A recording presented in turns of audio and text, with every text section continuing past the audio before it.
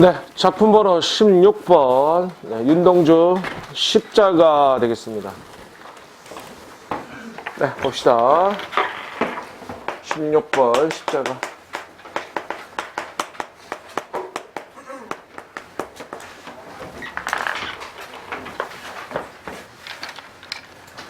윤동주 시인의 대표작이죠.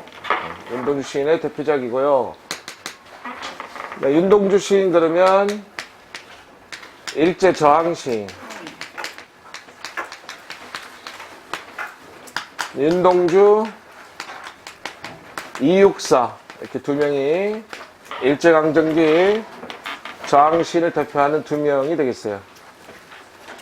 네, 윤동주는 살아있을 땐 그의 시를 알 수 없었고 죽고 난 이후에 그의 시들을 모아서 낸 시집이 있어요. 이런 걸 유고시집이라고 부르는데 1948년에 나온 하늘과 바람과 별과 시, 다시 한번 따라 합시다. 하늘과 바람과 별과 시. 하늘과 바람과 별과 시. 네, 알아두셔야 됩니다. 윤동주의 시집, 유고 시집 이름은 하늘과 바람과 별과 시다.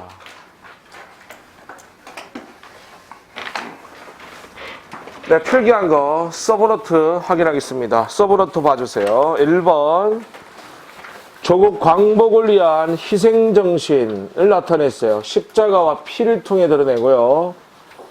바로 희생정신인 속죄악 모티프를 나타내요. 2번 전체는 5연으로 구성된 시인데 1에서 3년까지는 소극적인 화자의 모습으로 방황하고 권해하는 모습이고요. 4에서 5년은 적극적 화자의 모습으로 전환되어 희생정신을 통해 극복 의지를 나타냅니다. 지문 보겠습니다. 쫓아오던 햇빛인데 햇빛 동그라미 이상 희망 되겠고요. 가로 열고 조국의 광복 이상 희망 조국의 광복. 지금은 교회당 꼭대기 십자가에 걸리었습니다. 여기서 십자가는 십자가 그 자체로 지시적인 의미가 되겠어요. 교회당의 십자가 그 자체예요. 뒤에 가서 십자가 하나 또 나올 텐데 거기 십자가 이제 의미를 지니게 돼요. 첫 번째 1년 멀기만한 조국 광복. 멀기만한 조국 광복. 첨탑이 저렇게도 높은데 어떻게 올라갈 수 있을까요? 두 번째는 한계 인식.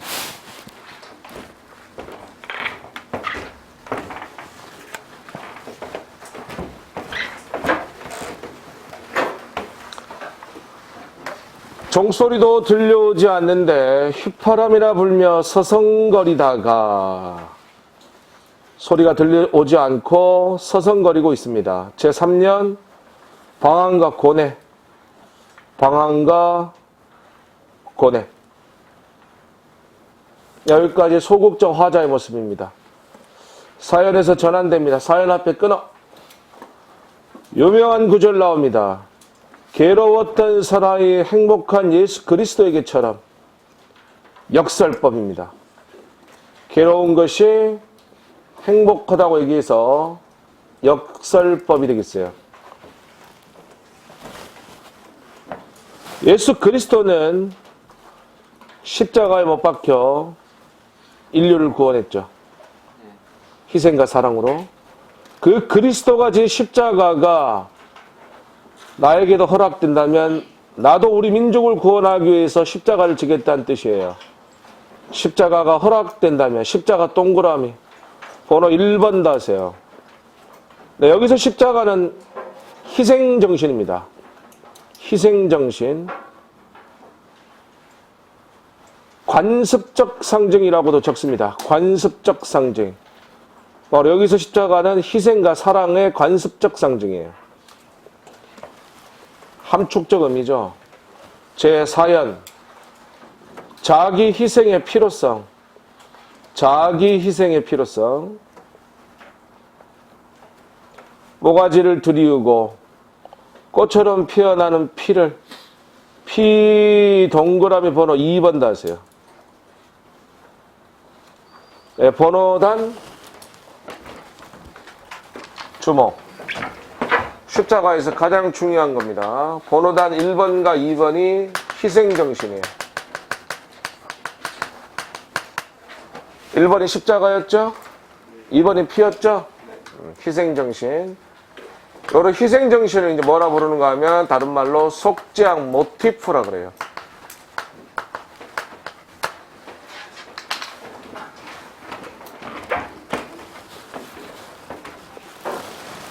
형광펜 손이 잡고 마지막 두 줄 줄쳐요. 쭉쭉.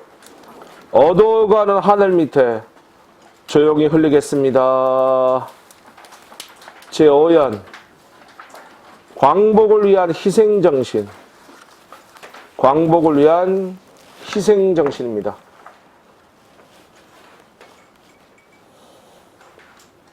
네, 윤동주 십자가였어요. 주목. 제 개인적으로는 윤동주 씨를 아주 중요하다고 생각해요. 출제 가능성이 대단히 높습니다. 윤동주 씨 우리 책에 3편이 수록되어 있어요. 그 처음이 나왔는데 윤동주 십자가, 뒤에 가서 별 윤동주의 쉽게 쓰여진 시, 윤동주의 길, 일단 이렇게 3개가 대표적인 윤동주 시라 보시면 되겠습니다. 알겠습니까? 네.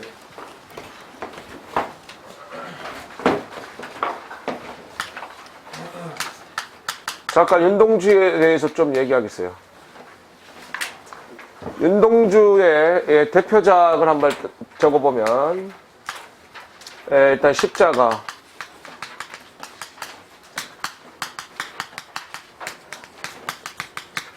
쉽게 쓰여진 시, 길, 이렇게 3개는 우리 책에 있고요.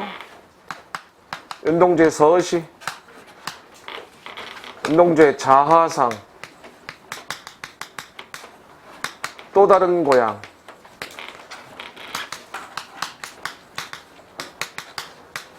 등등등, 이런 것들은 윤동주의 대표적인 시들인데,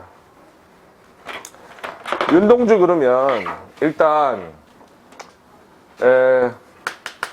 서로 다른 두 개의 자아가 되시된다. 서로 다른 자아의 제시.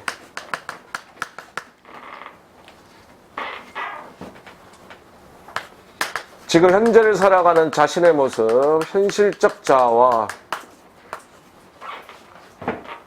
이상적 자아의 모습, 본질적인 자아, 이상적 자아와 같은 서로 다른 상반된 두 개의 자아를 제시해요. 그래서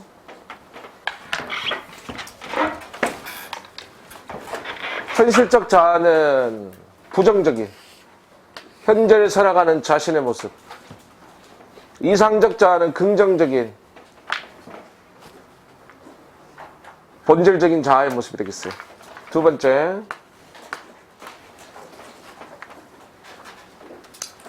자기 반성, 다른 말로 자아 성찰. 이런 부끄러움의 자기 반성이에요.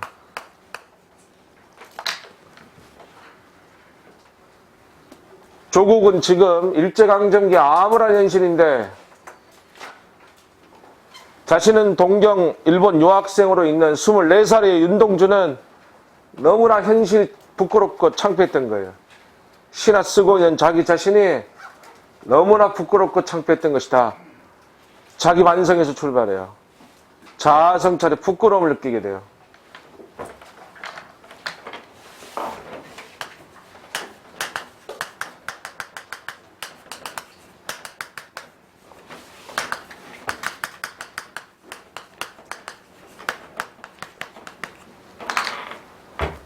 그래서 자기 자신을 희생하겠대요. 희생정신을 통한 현실 극복 의지를 나타냈다. 일제강점기 암울한 현실을 이겨내고자 하는 극복 의지를 드러내는 이런 저항시를 쓰게 됩니다.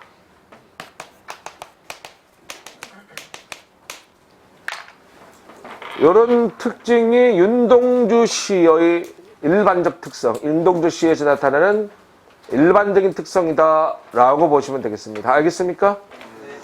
물론 우리가 방금 본 윤동주 십자가에서는요, 서로 다른 두 개의 자아가 제시되지는 않았습니다. 하지만 다른 시에서는 이런 것들이 다 이제 일반적으로 일관되게 다 이렇게 제시된다고 보시면 되겠어요. 그래서 윤동주 시의 특징을 그냥 한마디로 얘기하면 뭐냐? 윤동주 시는요, 자기 반성이다. 그리고 희생정신이다. 이렇게 두 가지가 윤동주 시가 지니는 가장 큰 키워드, 특징이다. 이렇게 보셔도 될 것 같습니다. 알겠습니까? 네. 십자가, 쉽게 쓰여진 시, 길. 이렇게 세 개는 우리 책에 수록이 되어 있고요. 지문 정리할 거고요. 하지만 뒤에 있는 나머지 작품들도 추가로 정리하셔야 되겠습니다. 문제풀이 과정에서 다 다뤄질 겁니다. 알겠습니까?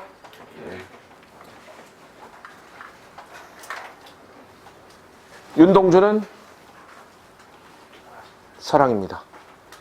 알겠습니까? 동주는 사랑이에요. 출첵해요. 138쪽 왼쪽에 알맹이 해설에 밑에 세 줄을 줄쳐요. 절대적인 자기희생을 통해 조국 광복을 염원하는 대표적인 저항시이다. 저항시 동그라미. 아래쪽 19연고 6번 체크. 오른쪽 페이지 알맹이에 속장 모티프라고 있어요. 있습니까? 밑줄 치고 끝에 줄 쳐요. 자기 희생해 가죠. 핵심 정리 옆에 성격 밑줄, 상징적, 의지적, 저항적. 주제, 조국 광복을 위한 자기 희생 의지. 내려가서 감상 길잡이 끝에 줄, 밑에서 두 번째 줄 쳐. 예수가 진 십자가의 구원처럼 자신에게 그 조국을 위한 희생이 요구된다면 주저하지 않겠다는 의지가 담겨있는 시이다. 아래쪽 십자가의 상징성 끝에 두 줄 줄쳐요. 일제강점기 항일 저항의 마음 자세를 가다보면서 이를 위하여 자기 희생을 감수하겠다는 결의를 다지는 것이다. 십자가였습니다. 다음 갑시다. 네, 작품번호 17번 김춘수 시인의 꽃 되겠어요.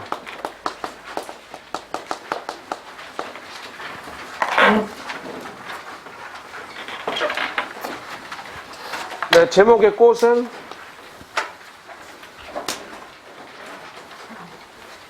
존재의 본질을 나타내요. 이런 시를 우리는 관념시다 이렇게 보는데 아주 그 관념적인 철학적인 그런 존재론에 입각한 굉장히 관념적이고 철학적인 그런 내용을 다루고 있는 관념시다 이렇게 불러요. 철학적인 내용이에요. 필기한 거 서브노트 봐주세요. 네, 1번 몸짓은 무의미한 존재였고요.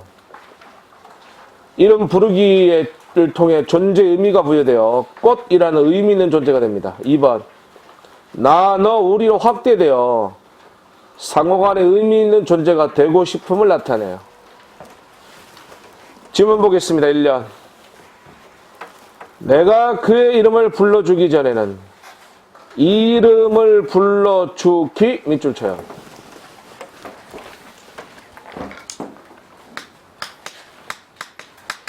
이 시에서 이름 부르기가 나와요. 다른 말로 명령행위다 이렇게도 말하는데 이름을 부르는 게 명명이야. 이런 이름을 부르는 것 자체가 존재의 의미가 부여되는 행위가 되겠어요. 존재의 의미를 부여하는 것이다. 그는 다만 하나의 몸짓에 지나지 않았다. 몸짓 세모. 무의미한 존재. 첫 번째 1년. 이름 부르기 전 무의미한 존재. 이름 부르기 전 무의미한 존재.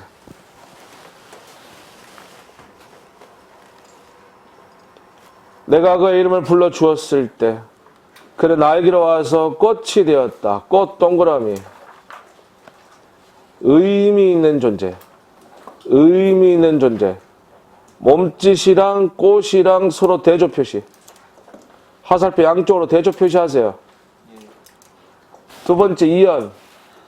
이름 부른 후 의미 있는 존재. 이름 부른 후 의미 있는 존재.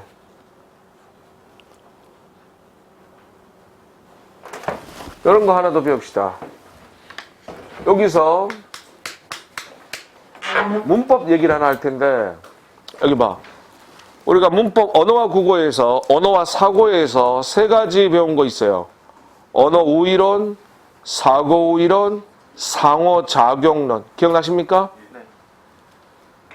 이 세 개를 가지고 여기 지금 1년, 2년을 갖다가 지문으로 놓고 만약에 물으면 뭐에 해당됐다고 알게 할 수 있습니까?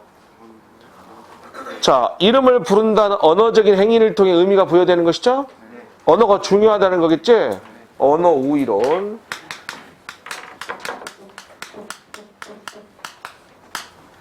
시험 문제 나옵니다.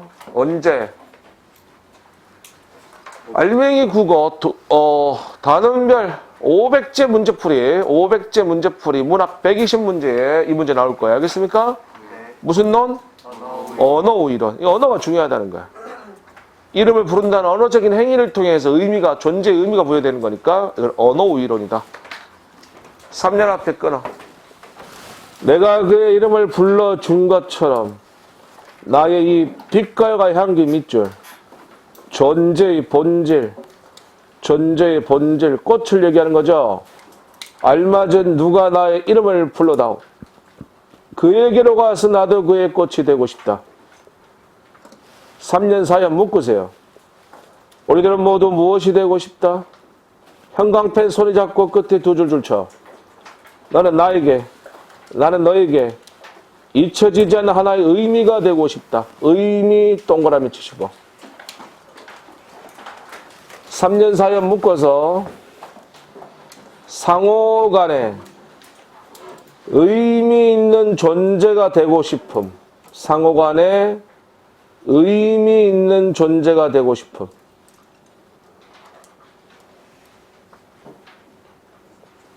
아래쪽 핵심 정리, 성격 밑줄, 관념적, 철학적, 주지적. 5조. 사물의 존재의 의미를 파악하려는 관념적, 철학적 5조. 주제. 존재 본질과 의미에 대한 탐구. 왼쪽에 알맹이 해설, 전부 밑줄. 꽃을 소재로 사물과 그 이름 및 의미 사이의 관계를 노래한 작품. 다분히 철학적인 내용을 바탕으로 하고 있어 정서적 공간과 더불어 지적 이해가 필요하다. 오른쪽 페이지로 가서 19풀이 8번 체크. 감상 길잡이 6번째 줄을 줄쳐요. 이름을 붙이는 일은 그 사물의 존재를 인식하고 의미와 가치를 부여하는 일을 할 수 있다. 이름의 의미를 이렇게 파악함으로써 우리는 하나의 몸짓이었던 그가 나에게 의미 있는 존재의 꽃이 되었음을 알게 되는 것이다. 참고 표시하고 관련 작품 하나 적겠습니다. 명명철학 김진섭. 이건 수필인데요. 우리 책에 있습니다. 나중에 복습하실 때 그 현대문학 맨 끝에 수필 나와 있는 거 하나가 있을 거야. 아주 똑같은 내용이에요. 명명이 바로 아까 얘기했듯이 이름 부르기야. 이 수필에서도 이름 부르기를 통해서 존재의 의미, 가치가 부여된다는 그런 내용이거든요. 그래서 요거 뒤쪽에 있는 거 꼭 한번 읽어주시기 바랍니다. 알겠습니까? 네, 요거랑 비슷하다 이렇게 보시면 되겠어요. 이럴 때는 이게 지문이지. 이게 지문으로 나오고 이와 관련된 거를 선택지에서 찾는 거. 김춘수 꽃을 찾으시면 됩니다. 알겠습니까? 네. 다음. 작품번호 18번. 김수영의 넣은 되겠어요.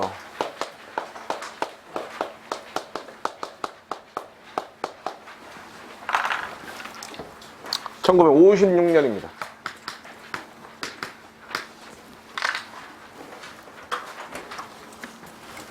여러분 오늘 수업 잘 들으셔야 됩니다. 하나하나씩 탑을 쌓는 기분으로 템포 빠르게 진행되니까 태어나서 지금까지 이렇게 많은 시를 하루에 배워본 적은 아마 없는 날이 될 겁니다. 알겠습니까? 굉장히 많은 작품들을 하루 종일 배울 텐데 이거 배운 거 가지고 이제 시험장 가셔야 돼요. 알겠죠? 이 중에 나옵니다. 시험에. 나와요. 이게 시를 알고 지문을 읽는 거랑 시를 모르는 상태에서 지문을 읽는 거랑은요. 하늘과 땅 차이야. 그러니까 아주 중요한 수업이다. 오늘 이렇게 보시면 돼요. 굉장히 많은 시들을 오늘 하루 종일 배울 거예요. 알겠죠? 네, 김수영의 눈입니다. 일단 눈에다가 동그라미. 네, 요 눈이 이제 순수, 정의를 나타내고요. 이것이 바로 자유민주를 상징하는 것이다. 이 눈의 의미를 아는 게 이 시의 절반을 이해하는 거야. 이런 시를 우리는 참여시다 이렇게 부르고요. 여기 1956년이니까 이게 이제 이승만 독재 정권 시절에 자유민주를 노래했던 시예요. 이런 현실 문제에 대해서 적극적 관심을 보이는 현실 참여적 경향의 시들을 참여시다 이렇게 부르는데 구속 독재 분단의 시절에서 자유민주 통일을 노래한 시들 이런 시들을 우리는 무슨 시라고 불러요?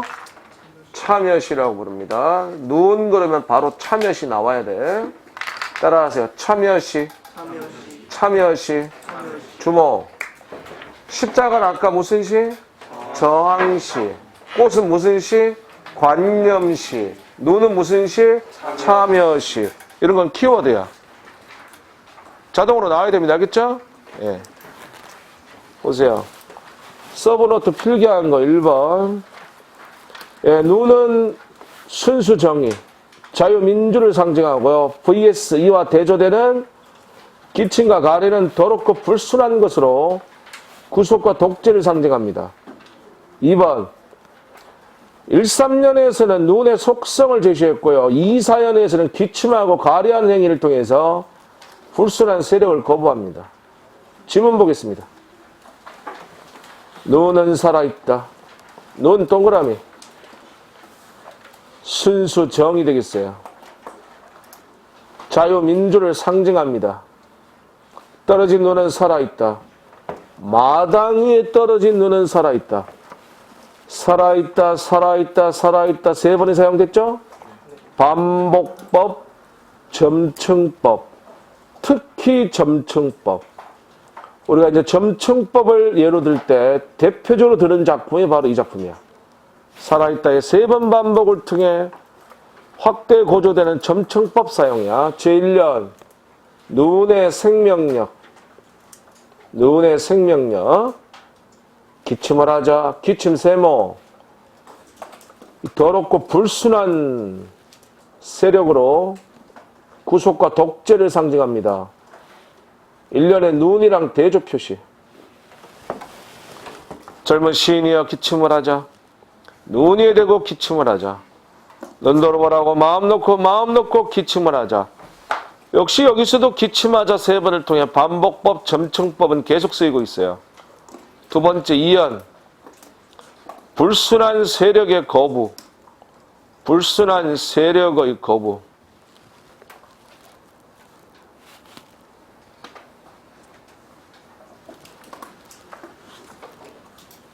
주목. 약속합시다. 오늘 수업은 아주 중요해. 하나하나 작품씩을 다 집중해서 정밀하게 봐줘야 되기 때문에 한마디도 놓치시면 안 됩니다. 알겠죠? 7시부터 좋은 사람이 보이는데 오늘은요. 졸면, 자면, 아웃. 알겠죠? 오늘은 졸면 아웃이다. 아웃이란 말이 무슨 말인지 아시죠? 예? 가는 거야, 집에. 예? 예, 오늘은 그냥 바로 아웃이야. 무섭니? 아웃 시킬 거야. 아웃 당하지 않도록. 졸지 말고 정말로 잘 들으라는 뜻이에요. 알겠죠? 중요해요. 한마디도 놓치지 말고 잘 들으셔야 돼. 작품 하나하나씩을 다 소중하게 잘 보세요. 3년 앞에 끊어. 너는 살아있다. 죽음을 잊어버린 영혼과 육체의 밑줄. 순수하게 사는 자들이에요. 순수하게 사는 자들을 위하여 너는 새벽이 지나도록 살아있다. 제3년 너의 영원성. 너의 영원성. 기침을 하자. 젊은 시인이여 기침을 하자. 형광펜 잡고 끝에 세 줄 줄쳐 쭉쭉쭉 눈을 바라보며 밤새도록 이 눈 동그라미 가슴에 가래 세모 가래라도 마음껏 뱉자. 네, 마지막 사연 순수한 삶의 자세. 순수한 삶의 자세. 왼쪽 알맹이 해설의 첫 줄 줄쳐. 이 시는 자연물인 눈을 대상으로 하여 부정적 현실을 극복하고자 하는 시인의 의지와 고뇌를 드러낸 작품이다. 오른쪽 페이지로 가겠습니다. 19연고 5번 체크. 그 밑에 참여시 밑줄 한번 치고 그거 한번 읽어봅시다. 정치사회 문제에 관심을 가지고 비판적 의식으로 변혁을 촉구하는 내용을 담은 시. 대표적인 참여 시인으로 줄쳐 김수영, 신동엽, 이성부, 김지아, 김남주 등의 시인이 참여 시인이야. 이쪽으로 와서 핵심 정리 주제 밑줄. 순수한 생명의식을 통한 부정적 현실의 극복에 대한 갈망과 고뇌. 감상길잡이 밑에서 4줄 줄쳐. 가래를 뱉는 행위는 바로 시인 자신을 둘러싼 현실의 모든 부정적인 것을 극복하고자 하는 시인의 의지적 삶의 자세를 나타내는 것이다. 알겠습니까?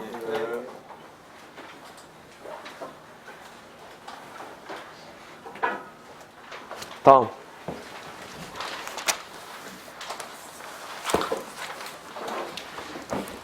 작품번호 19번.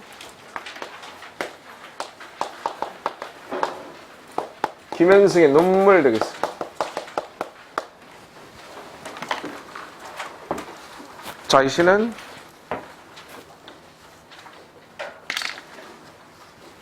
요 눈물의 의미부터 우리 한번 생각해 볼 텐데, 요 눈물의 의미가 두 가지야. 첫 번째, 일단 이 눈물이 실제로 김현승 시인이 자식이 죽었어요. 어린 자식을 잃은 거야. 자식을 잃은 슬픔의 눈물이야. 하지만 그 슬픔에 머물지 않고 종교적으로 승화가 돼. 그래서 이 눈물은 또 새로운 순수한 삶의 눈물이기도 해. 그래서 두 가지야. 자식을 잃은 슬픔의 눈물이자 또 새로운 순수한 삶의 눈물이기도 하다. 필기한 거 봐요. 서브노트 1번 자식을 잃은 슬픔을 나타낸 시예요. 하지만 종교적으로 승화되어 이 김현성 시인이 아주 독실한 크리스천이에요. 신의 은총과 섭림을 인식하고 새로운 삶을 살게 하는 전환의 계기가 마련돼. 2번 자식의 죽음 이전은 꼭 웃음과 같은 가식 허위의 삶이었고 자식의 죽음 이후에 열매와 눈물과 같은 새로운 순수한 삶을 얻게 됩니다. 알겠습니까? 지문 보겠습니다. 주목! 이 시를 쓴 김현승 시인이 이 시를 쓰고 난 이후에 한 말이 있어요. 인터뷰 내용이 있는데 그걸 제가 잠깐 읽어드릴게요. 들어보세요. 이 시 이해하는 데 도움이 돼요. 나는 내 가슴의 상처를 믿음으로 달래려고 그러한 심정으로 썼다. 인간의 신 앞에 드릴 것이 있다면 그 무엇이겠는가? 그것은 변하기 쉬운 웃음이 아니라 이 지상에 오직 썩지 않는 것이 있다면 그것은 신 앞에서 흘리는 눈물뿐일 것이다. 김현성 시인이 직접 한 이야기입니다. 봅시다. 1년. 덜은 옥토는 기름진 땅이죠. 떨어지는 작은 생명이 보죠. 흠도 티도 금가지 않은 나의 전체는 오직 이뿐. 1년 2년 묶어서 눈물의 순수성 되세요. 눈물의 순수성. 더 값진 것으로 드리라 하올지 나의 가장 나중지는 것도 오직 이뿐. 3, 4년 묶어서 눈물의 가치성. 눈물의 가치성. 5년 앞에 끊습니다. 끊어! 아름다운 나무에 꽃이 시듬을 보시고 꽃에다 세모 쳐요. 열매를 맺게 하신 당신은 열매 동그라미 쳐요. 꽃이랑 열매랑 서로 대조 표시. 여기서 당신은 하나님입니다. 절대자 신이 되겠어요. 제5연 종교적 깨달음. 종교적 깨달음.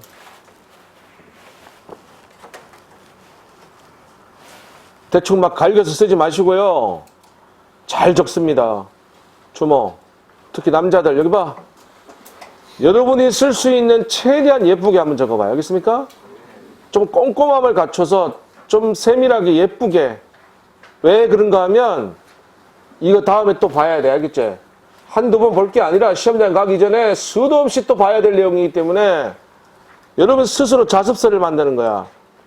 거기다가 예쁘게 잘 표시해야지 다음에 봐도 또 잘 볼 수가 있겠지? 대충 막 갈겨가지고 막 연필로 막 흘려 쓰면 저 같아도 다음에 다시 보고 싶지 않을 것 같습니다. 그러니까 좀 예쁘게 색깔 있는 거 엄한 거 다 꺼내놓고 써봐 한번. 예쁘게 한번 잘 한번 작성해 보세요. 알겠죠? 네. 6년 밑줄 쳐 쭉쭉 형광펜. 나의 웃음을 만드신 후에 웃음 세모. 새로 나의 눈물 지어주시다. 눈물 동그라미 별표까지 쳐요. 네, 여기서 눈물은 순수를 나타내요. 순수한 삶. 뭐라고요? 주모 여기 봐요. 이 작품의 키워드는 바로 여기입니다.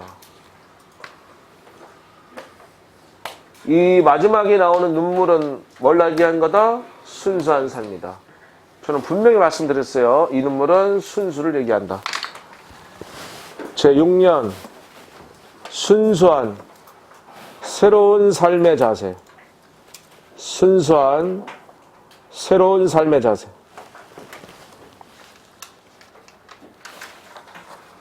왼쪽에 알맹이 핵심 정리 해설의 첫 줄. 이 시는 아들 잃은 슬픔을 종교적 차원에서 승화시키고 있는 작품이다. 오른쪽 페이지 갑시다. 19연고 6번 체크. 옆에 핵심 정리 주제. 눈물의 순결성을 통한 슬픔의 종교적 승화. 감상 길잡이. 밑에서 한 5줄 올라와서 줄 쳐요. 웃음이 잠시 피었다가 지는 삶의 꽃이라면 눈물은 그 열매이다. 여기서 눈물은 삶의 의미를 깨닫게 하기 위해 신이 주는 것이라는 자각이 드러나 있다. 그래서 눈물은 슬픔이 아닌 크나큰 희망으로 시적 자아에게 다가온다.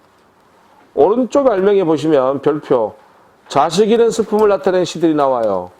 시적 상황이 다 자식 잃은 슬픔이야. 네, 우리 지난번에 배웠던 정종의 유리창, 방금 배운 김현성의 눈물, 김광균의 은수저, 그렇게 세 개는 우리 책에 이제 수록이 되어 있고요. 박목월의 후이름, 이게 어린 딸을 잃은 슬픔이고, 헌안선언의 곡자. 지난번 문학특강 시간에 교원가 할 때 곡자 읽어드렸습니다. 그쵸? 네. 자식을 잃은 헌안선언의 비통한 그런 통곡의 슬픔을 나타내는 한시였죠. 이런 것들은 모두 자식을 잃은 슬픔이다. 이 말씀 되겠습니다. 알겠습니까? 네. 여기서 시험 문제는 이런 식으로 나와. 김현성이 눈물을 주고 지문을 주고 다음 작품의 시적 사항과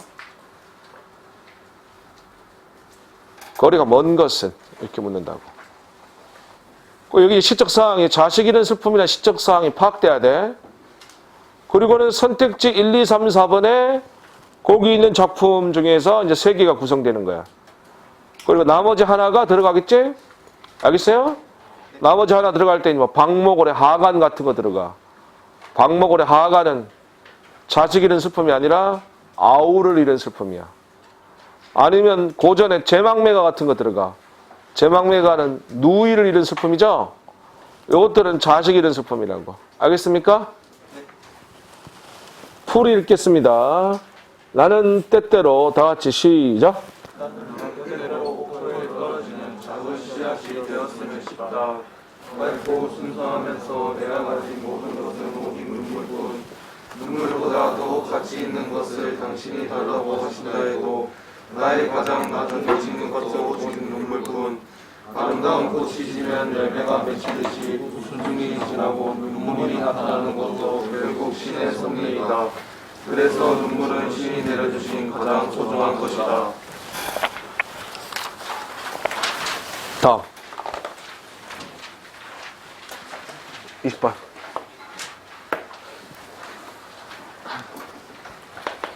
쉽게 씌어진 시.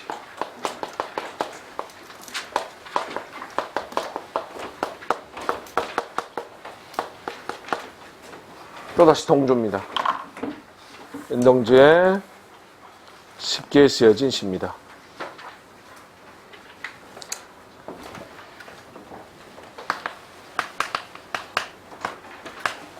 이 시의 화자는 밤비 내리는 날.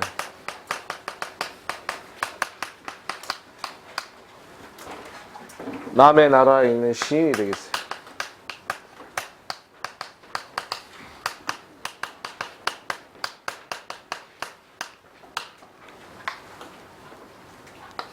윤동주 자신이 되겠죠.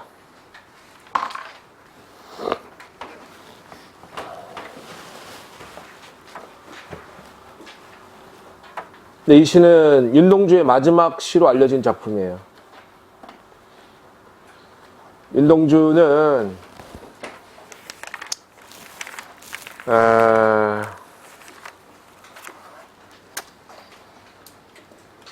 1945년 2월에 일본 후쿠오카 감옥에서 옥사합니다. 광복을 채 6개월 앞두고 28살의 짧은 나이에 생을 마감해요.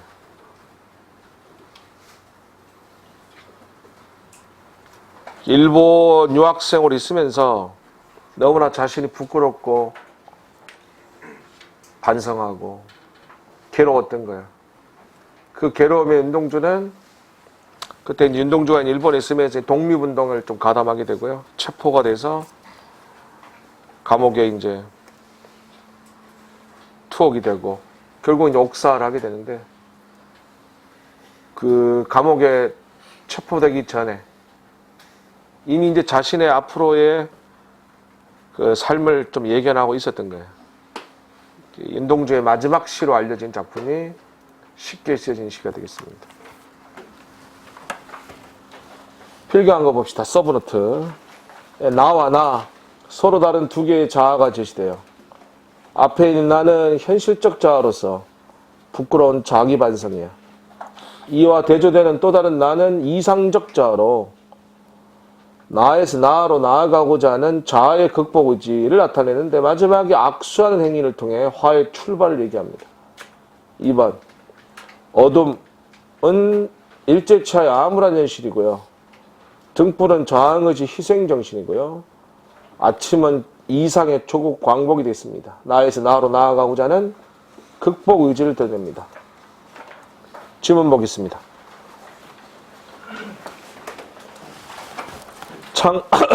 창밖에 밤비가 속살그려. 욕첩방은 남의 나라. 욕첩방은 일본식 건축물인 다다미 방이 되겠는데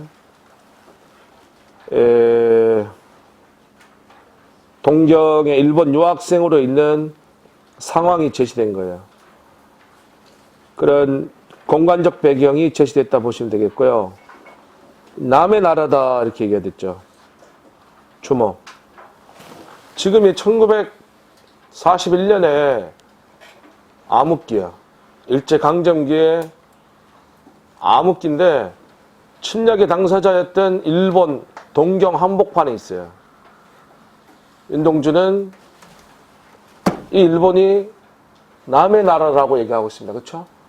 시작하면서 선언을 내리는 거야. 이건 남의 나라다. 내 나라가 아니라 남의 나라다. 우리 국권을 빼앗긴 상황인데 이 일본은 남의 나라다. 이곳은 남의 나라다. 이렇게 선언을 딱 하고 있는 거야. 시간적, 공간적 배경이 1년에서 제시됐다 보시면 되겠어요. 현재의 상황이 제시된 거죠. 시인이란 슬픈 천명인 줄 알면서도 한 줄 시를 적어볼까. 1년, 2년 묶어서 일본 유학생의 배경 제시, 시간적, 공간적 배경이 제시됐다. 상황이 제시된가. 일본 유학생의 배경 제시. 땀내와 사랑내 포근이 품긴 보내주신 학비 봉투를 받아 대학 노트를 끼고 늙은 교수 강의, 젊은 교수도 아니고 늙은 교수 강의를 언급했는데 무기력한 삶이 되겠죠. 무기력한 삶. 들으러 간다. 3, 4연 묶어서 현실의 무기력함, 현실의 무기력함. 생각해보면 어릴 때 동무들 하나둘 죄다 잃어버리고, 죄다는 모두 잃어버리고, 주목. 1941년 이때 윤동주 나이는 24살 정도 됐어요. 24살의 윤동주는 그 어린 시절의 동무들은 태어난 것 자체가 일제강점기에 태어났죠. 그 어린 시절 동무들은 다 죽고 또는 고국을 떠나고 다 잃어버리고 자신의 조국도 잃어버리고 그런 무기력함, 상실감을 느끼는 거지. 나는 무엇을 바라 나는 다만 홀로 침전하는 것일까. 나에다 세모 쳐요. 현실적인 자아입니다. 그 밑에 나도 세모 치고요. 거기 침전은 가라앉는다는 뜻이에요. 자기 자신이 가라앉고 있다 말이세요. 인생은 살기 어렵다는데 시가 이렇게 쉽게 쓰여진 것은 부끄러운 일이다. 시나 쓰고 있는 자기 자신이 너무나 부끄러운 거야. 괴로운 겁니다. 자기감이 몰려오는 거예요. 5, 6, 7년을 묶어서 부끄러운 자기 반성. 부끄러운 자기 반성. 잠깐 주목. 이쪽 봐요. 아까 우리 십자가 하면서 적어놓은 게 있었어요. 지금 쉽게 쓰여진 시에서는 이 네 가지가 지금 다 드러난다 보셔야 되겠습니다. 알겠습니까? 지금 현실적 자아와 이상적 자아 서로 다른 두 개의 자아가 제시됩니다. 네? 지금 너무나 부끄럽다 얘기하죠? 자기 자신이 침전, 가라앉는다고 얘기하고 있고요. 이렇게 시나 쓰고 있는 자기 자신이 너무나 부끄럽다고 얘기하고 있는 부끄러운 자기 반성을 드러내고 있습니다. 알겠습니까? 그 다음으로 뭐로 가겠어요, 이제? 열의로 갑니다. 알겠죠? 8년에서 전화한대요. 끊어. 욕첩방은 남의 나라. 창밖에 밤비가 속살거리는데 등불, 동그라미, 저항의지, 희생정신 되겠어요. 밝혀, 어둠, 세모. 암울한 현실입니다. 일제강점기 현실이에요. 조금 내몰고 시대처럼 올 아침 동그라미. 이상입니다. 조국 광복의 이상. 그것을 기다리는 최후의 나. 이 나는 동그라미. 이상적인 자아가 되겠어요. 8년 9년 묶어서 현실 인식과 희생정신. 현실 인식과 희생정신. 마지막 10년. 나는 나에게, 앞에 나는 동그라미, 뒤에 나는 세모, 앞에 나는 이상적 자아고요. 뒤에 나는 현실적 자아입니다. 작은 손을 내밀어, 형광펜, 마지막 밑줄자, 눈물과 위안으로 잡는 최초의 악수. 악수 동그라미 별표 쳐요. 여기 봅시다, 여러분. 주먹. 저를 봐요. 무슨 얘기냐? 7년까지의 상황이 신화 쓰고 있는 자기 자신이 일본 유학생으로서 너무나 부끄러웠죠? 어? 자기 자신이 가다는다 말하고요. 그 괴로움에 동주는 힘들어하고 있어요. 그리고 이제 이게 이제 마지막 시니까 자기가 이제 앞으로 체포가 돼서 죽을지도 모른다는 그런 걸 좀 예견하고 있습니다. 그렇죠? 그 자괴감에, 괴로움에 어떻게 보면 좀 두렵기도 하고요. 너무나 부끄러움을 느끼고 반성하고 있는 거야. 괴로워하고 있는 거야, 동주가. 이때 또 다른 나의 자아가, 이 자아는 이상적 자아야. 아침을 기다리는 또 다른 자아가, 쉽게 얘기하자면 이렇게 괴로워하고 있는 나가 있는데, 응? 범준아, 나를 잡아줘. 괴로워하고 있는 나가 있는데 또 다른 자아가 와서 말이야, 지금 괴로워해봐. 괴로워하고 있는 동주가 있는데 또 다른 윤동주 2야. 나는 이상적 자아야. 괴로워하고 있는 현실적 자아가 있고, 알겠지? 또 다른 이상적 자아가 와서 토닥토닥 위안을 해주는 거야. 괜찮아, 동주야, 괜찮아, 고생했어. 악수해. 그 악수를 하는 거야. 자, 우리가 악수한다는 건 어떨 때 하는 거죠? 화해. 새로운 출발. 그치? 그래서 이 악수를 한다는 것은 바로 극복의지다. 두 자아의 악수는 화해의 출발이다. 이렇게 볼 수 있는 겁니다. 알겠습니까? 네. 거기다가 제가 얘기하는 거를 그대로 적습니다. 부를 테니까 적어봐요. 그 10년 밑에다가 그대로 적습니다. 동주야. 적으세요. 동주야. 애썼다. 그래. 괜찮아. 고생했어.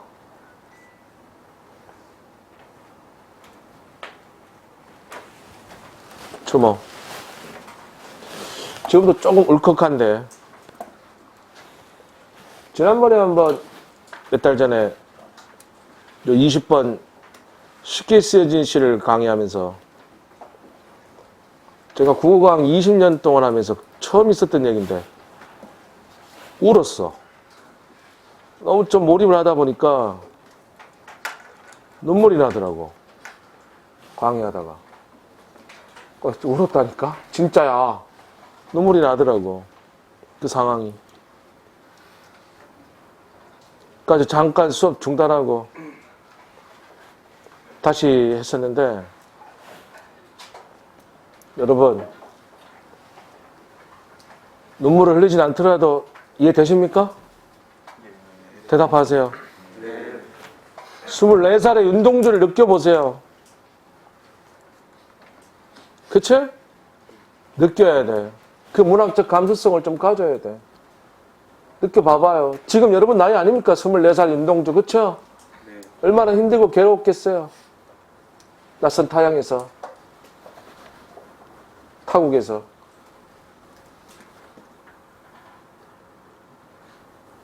참 안타깝잖아요, 그쵸? 마지막 10년, 자아의 극복의지. 자아의 극복의지. 네, 그리고 그 마지막의 악수는 화의 출발을 나타냅니다. 네.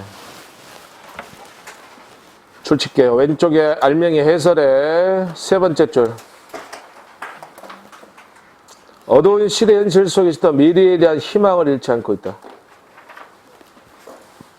오른쪽 페이지 19연구 6번 체크. 핵심 정리. 성격 밑줄, 반성적, 의지적, 상징적. 주제 밑줄, 자기 반성과 현실 극복 의지. 감상 길잡이. 일단 첫 줄. 시인은 조국을 잃어버린 현실과 그 조국을 집어삼킨 나라에 유학해 공부하면서 아무런 힘을 발하지 못한 자신, 그러면서도 쉽게 시를 쓰는 자신에 대해 깊이 반성하고 있다. 맨 마지막에 두 줄 더 줄쳐. 이 시는 현재까지의 부끄러운 자아의 모습이 자기 성찰을 통해 이상적 자아로 승화되면서 현실을 극복하고자 하는 강한 의지를 보인 시라 볼 수 있다.